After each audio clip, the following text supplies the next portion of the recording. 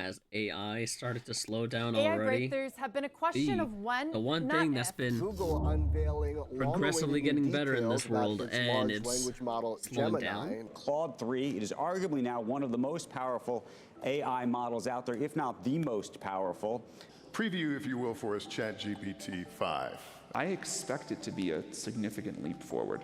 But what if that core assumption that models can only keep getting bigger and better is now fizzling? Is there really a slowing in progress, because that wasn't expected? It could spell cracks in the NVIDIA bull story. We're increasing GPUs at the same rate, but we're not getting the intelligence improvements out of it. Calling into question the gigantic ramp in spending from Amazon, Google, Microsoft. A rush for tangible use cases and a Yeah, killer because they app. want everyone to use I'm their Deirdre Bosa specific with a AI. Tech Check take. Has AI progress peaked? These companies are spending money so that everyone can use their specific AI.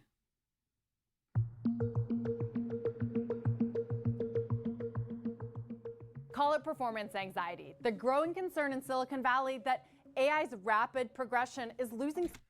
Sidebar: if you do use AI, make sure you're using it wisely, because I guess a lot of people have been not using it for what it's intended for and have actually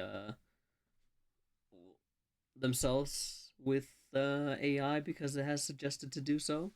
So just Steam be cautious. We really slowed down Be smart, in not terms of stupid. the amount of improvement. reached a ceiling and is now slowing down. In the pure model competition, the question is, when do we start seeing a asymptote to scale? Hitting walls that even the biggest players, from OpenAI to Google, can't seem to overcome. Progress didn't come cheap. Billions of dollars invested to keep pace, banking on the idea that returns, they would be outsized too. But no gold rush is guaranteed What if these guys to go last, broke and trying early to signs of struggle are now keep bubbling building up at the major best of AI AI? players. The first indication that things are turning, the lack of progression between models. I expect that the delta between 5 and 4 will be the same as between 4 and 3. Each new generation of OpenAI's flagship GPT models, the ones that power ChatGPT, they have been exponentially more advanced than the last in terms of their ability to understand, generate, and reason. But according to reports, that's not happening anymore. There was talk prior to now that these companies were just going to train on bigger and bigger and bigger systems. If it's true that it's top, that's not going to happen anymore. OpenAI has led the pack in terms of advancements. Its highly anticipated next model, called Orion, it was expected to be a groundbreaking system that would represent a generational leap in bringing us closer to AGI, or artificial general intelligence. But that initial vision, it's now being scaled back.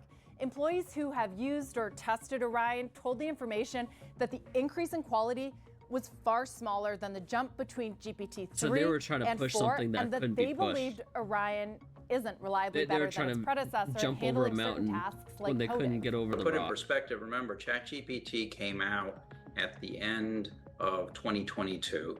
So now it's been, close to 2 years. And so you had initially a huge ramp up in terms of what all these new models can do. And what's happening now is you've really trained all these models, and so the performance increases are kind of leveling off. The same thing may be happening at other leading AI developers. The startup Anthropic, it could be hitting roadblocks to improving its most powerful model, the Opus, quietly removing wording from its website that promised a new version of Opus later this year. And sources telling Bloomberg that the model didn't perform better than the previous versions as much as it should, given the size of the model and how costly it was to build and run. I think when you try to improve on something that's already at a good spot, you're kind of basically tearing it apart again. You've built a car, it runs well, it does the job, but you're like, I need to improve it. And then all of a sudden, you take the tire off, and you're like, well, I wonder why it isn't doing well all of a sudden. That's what these guys are doing. These are startups. I think that's the focused problem. on one thing, the development of large language models with billions of dollars in backing from names like Microsoft and Amazon and venture capital. But even Google, which has enough cash on hand to buy an entire country, it may also be seeing progress plateau. The current generation of LLM models are roughly, few companies have converged at the top. but I think we're all working on our next versions too. I think the progress is going to get harder. When I look at 25, the low-hanging fruit is gone. You know, the curve, the hill is steeper. Its principal AI model, Gemini, is already playing catch-up to OpenAI and Anthropic's. Now Bloomberg reports, quoting sources, that on something an that's upcoming already version been, is not living up to fully internal developed? expectations. It has to make you think, okay, are we going to go through a period here where we're going to need to digest all this hundreds of billions of dollars we've spent on AI over the last couple of years, especially if revenue forecasts are getting cut or not changing, even though you're increasing the spending is it really on AI. The trend has even been confirmed by one of the most wide. That's when you get greedy. I think that's where greed comes into play, because you're trying to stay with the game, trying to stay in the market, and greed has now gotten the best of you. So now, how do you stay in the game? Respected and pioneering AI researchers, Ilya Sutskever, who co-founded OpenAI and raised $1 billion seed round for his new AI startup. As you scale up pre-training, a lot of the low-hanging fruit was plucked. And so it makes sense to me that you're seeing a deceleration in the rate of improvement.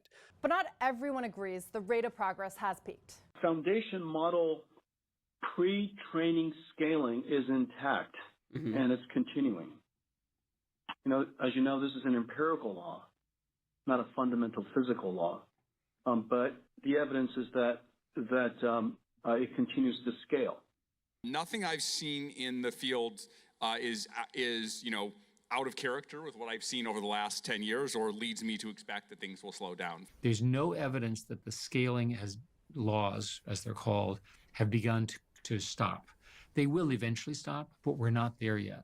And even Sam Altman posting simply, That's the thing. They're afraid to stop, because if they do, OpenAI someone and else, Anthropic, they didn't respond to requests for comment. And overtake their Google spot. says it's pleased with its progress on Gemini and has seen meaningful performance gains and capabilities like reasoning and coding.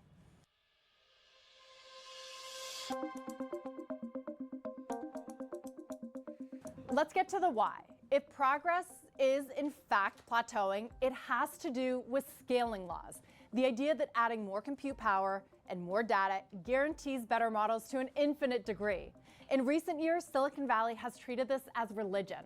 One of the properties of machine learning, of course, is that the larger the brain, the more data we can teach it, the smarter it becomes. It becomes, yeah. We call it the scaling law. There's every evidence that as we scale up the size of the models, the amount of training data, the effectiveness, the quality, the performance of the intelligence improves. In other words, all you need to do is buy more NVIDIA GPUs, find more articles or YouTube videos or research papers to feed the models, and it's guaranteed to get smarter. Okay. But recent development suggests that may be more theory than law. People call them scaling laws. That's a misnomer, like Moore's law is a misnomer. Moore's law, scaling laws, they're not laws of the universe. They're empirical regularities. I am going to bet in favor of them continuing, but I'm not certain of that. The hitch may be data. Interesting. It's a key component of that scaling equation, but there's only so much of it in the world, and experts have long speculated that companies would eventually hit what is called the data wall. That is, run out of it. If we do nothing, and if, at scale we don't continue innovating, why does he look younger than me? We're likely to face similar bottlenecks in data like the ones that we see in computational capability and chip production or power or data center build-outs. So AI companies have been turning to so-called synthetic data, data created by AI, fed back into AI, but that could create its own problem. AI is an industry which is garbage in, garbage out. So see, here looks a little bit older. He's put on a little weight. A lot of AI gobbledygook. I'm not saying neither here nor there, but going to spit out more AI gobbledygook. The information reports that Orion was trained in part on AI-generated data produced by other OpenAI models. This guy. Oh my God. So I didn't know this about him. Oh, great. He's born in 97. Is the founder and CEO of Scale AI, a data annotation platform that provides training data for machine learning modules. At 24, he became the youngest self-made billionaire in the world. According to Forbes, he is currently worth $2 billion with a B. B for boy, $2 billion as of July 2024. If anyone shows this to my parents, please don't. Because then they're going to be like, well, why couldn't you do that? Then Don't the show models are just going to spit out more AI gobbledygook. God. The information reports that He Orion basically was ruined trained everyone's, in part on AI-generated he ruined data all these produced by kids other to, OpenAI for the models. parents to say, oh, And that why Google can't you has be found more like this duplicates guy? of some data in the sets used to train Gemini. The problem? Low-quality data, low-quality performance. True. This is what a lot of the research that's focused on synthetic data is focused on, right? So if you don't do this well, you don't get much more than you started with. But even if the rate of progress for large language models is plateauing, some argue that the next phase, post-training or inference, will require just as much compute power. Databricks CEO Ali Ghodsi says there's plenty to build on top of the existing models. But I think lots and lots of innovation is still left on the AI side. Maybe those who expected all of the ROI to happen in 2023, 2024, maybe they should readjust their horizons. The place where the industry is squeezing to get that progress is shifted from pre-training, which is, lots of internet data, maybe trying synthetic data on huge clusters of GPUs, towards post-training and test-time compute, which is more about, smaller amounts of data, but it's very high quality, very specific. Yes. Feeding data, Yeah, I testing agree. different types of data, adding more compute. He That all understands happens it during the more, it seems like, than the other pre-training guy. phase, when models are still being built, before it's released to the world. So now companies are trying to improve models in the post-training phase. That means making adjustments and tweaks to how it generates responses to try and boost its performance. And it also means a whole new crop of AI models designed to be smarter in this post-training phase. OpenAI just announcing an improved model, their AI model. They say it has better reasoning. This had been reportedly called Strawberry, so there's been a lot of buzz around it. Why is it called? Why'd they call it Strawberry? Models, able to think before they answer. No. Why and Strawberry? the newest leg in the AI race. We know that thinking is oftentimes more than just one shot. And thinking requires us to maybe do multi-plans, multiple potential answers that we choose the best one from, just like when we're thinking. We might reflect on the answer before we deliver the answer. Reflection. We might take a problem and break it down into step by step by step. Chain of thought. Yeah, if you don't break it down, it's not worth going into. You have to AI break it down. acceleration is tapped out, what's next? The search for use cases becomes urgent. Just in the last multiple weeks, there's a lot of debate, or have we hit the wall with scaling laws? It's actually good to have some skepticism, some debate, because that, I think, will motivate, quite frankly, more innovation. Because Gates we is still on the barely board scratched for, the surface of Microsoft, what right? existing models can do. The models are actually so This is not powerful CEO right now? today, He's still on the board? and we've not really utilized them to anywhere close to the level of capability that they actually offer to us and bring true business transformation. OpenAI, Anthropic, and Google, they're making some of the most compelling use cases yet. OpenAI is getting into the search business. Anthropic unveiling a new AI tool that can analyze your computer screen and take over to act on your behalf. One of my favorite applications is Notebook LM.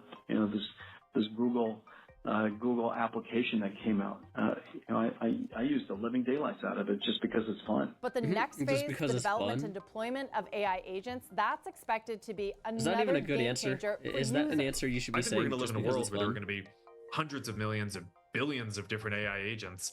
Eventually, probably more AI agents than there are people in the world. I spoke with Meta is having an issue too. And maybe they I'll said, react Jim, to that you on better a start different thinking day, about but how I'm to having use a the problem term too. agentic when you're out there. Right. Because agentic is the term. Benioff's been using it for a He's while. very agentic. Yeah. You can have health agents and banking agents and product agents and ops agents and sales agents and support agents and marketing agents and customer experience agents and analytics agents and finance agents and HR agents. And it's all built on this Salesforce platform. Meaning it's all powered by software. Everybody's talking about when is AI going to kick in for software. It's happening now. Well, it has They to. just It's not don't a future see thing. it. It's They just now. don't realize it. It's something the stock market is already taking note of. Mhm. Software stocks seeing their biggest outperformance versus semis in years. Invest and it's key wisely. for NVIDIA, which has become Don't the most invest on a valuable whim. company in the world and has powered broader market gains. It's hard for me to imagine that NVIDIA can grow as fast as people are modeling. And I see that probably as a problem at some point when you get into next year and NVIDIA shipping Blackwell in volume, which is their latest chip. And then the vendors can say, okay, we're getting what we need, and now we just need to digest all this money that we've spent because it's not scaling as fast as we thought. Yeah, whose fault is that too, by the way? The sustainability of the AI trade hinges on this debate. OpenAI, xAI, Meta, Anthropic, and Google, they're all set to release new models over the next 18 months. Their rate of progress, or lack of it, could redefine the stakes of the race.